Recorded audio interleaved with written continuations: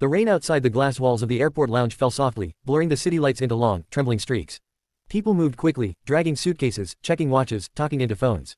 But in one quiet corner, a man sat completely still. Ethan Cole, CEO of one of the largest technology companies in the country, stared at nothing in particular. His expensive suit fit perfectly. His watch cost more than most cars. Yet his eyes looked tired, distant, hollow, as if something vital inside him had gone silent long ago. It had been 3 years since his wife, Lily, died.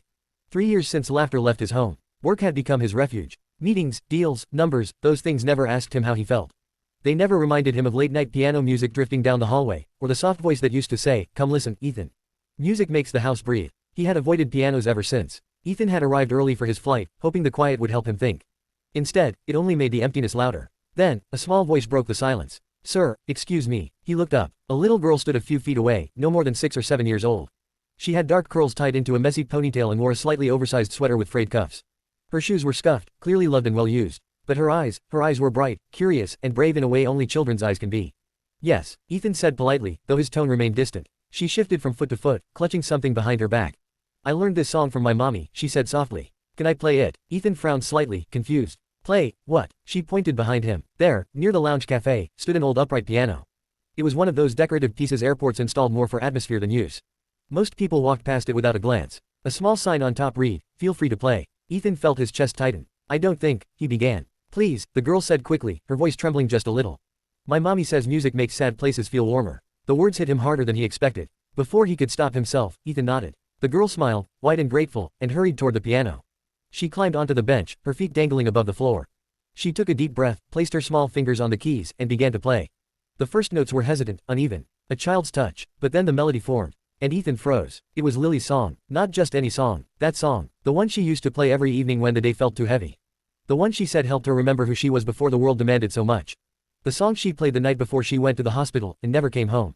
Ethan's breath caught. His hands clenched into fists. His heart began to pound so loudly he was sure others could hear it. No one else noticed. Passengers slowed their steps. A barista paused mid-motion. A tired mother leaned against a pillar, eyes closing as the melody filled the space. The airport lounge, usually full of noise and urgency, softened. But for Ethan, the world disappeared. He wasn't in the airport anymore. He was standing in the doorway of his old living room, watching Lily at the piano. The way her head tilted slightly when she played. The way she smiled at the keys, like they were old friends. Tears blurred his vision. The little girl played with concentration, tongue pressed gently against her lower lip. She missed a note, corrected herself, kept going. The melody wavered, but the emotion was pure. When the final note faded, silence followed. For a moment, no one moved. Then quiet applause spread through the lounge. Soft. At first, then stronger. The girl looked around, startled, then beamed. She hopped off the bench and ran toward Ethan. "Did you like it?" she asked eagerly. Ethan couldn't speak. He stood slowly, his legs unsteady. His eyes were wet, his carefully constructed composure completely shattered. "My wife," he began, then stopped. His voice broke. He swallowed hard. "My wife used to play that song." The girl's smile softened. "My mommy plays it when she misses my daddy," she said. "She says it helps her heart breathe again." Ethan knelt in front of her, meeting her at eye level.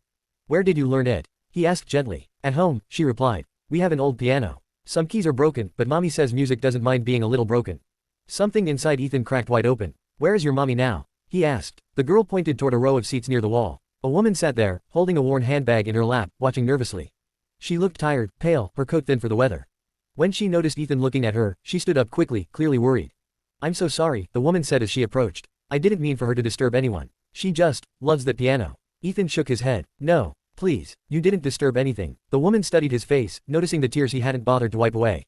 Her expression softened. "She played beautifully," Ethan said. "What's her name?" "Maya," the woman replied. "I'm her mother, Anna." Ethan stood and offered his hand. "Ethan." They shook hands, and for a moment, something unspoken passed between them, recognition of shared loss, shared exhaustion.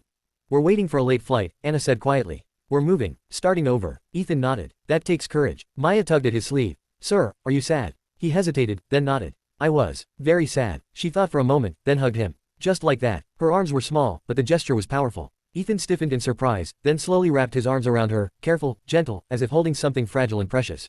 "My mommy says hugs help too," Maya said matter-of-factly. Ethan laughed softly through his tears. Something shifted inside him then. A realization he hadn't allowed himself to have in years. Pain didn't disappear, loss didn't vanish, but connection could coexist with grief. They sat together until boarding was announced. Ethan learned that Anna had lost her husband 2 years earlier. That money was tight, that the piano was the one thing that made Maya forget the instability of their life.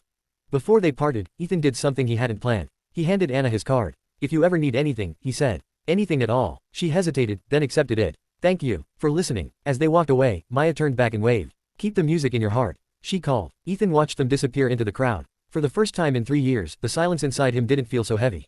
He sat back down, closed his eyes, and let the echo of the piano linger. That night, when he returned to his empty house, Ethan didn't pour a drink or open his laptop. He walked into the living room. The piano sat there, untouched, gathering dust. He lifted the cover, sat on the bench, and placed his fingers on the keys.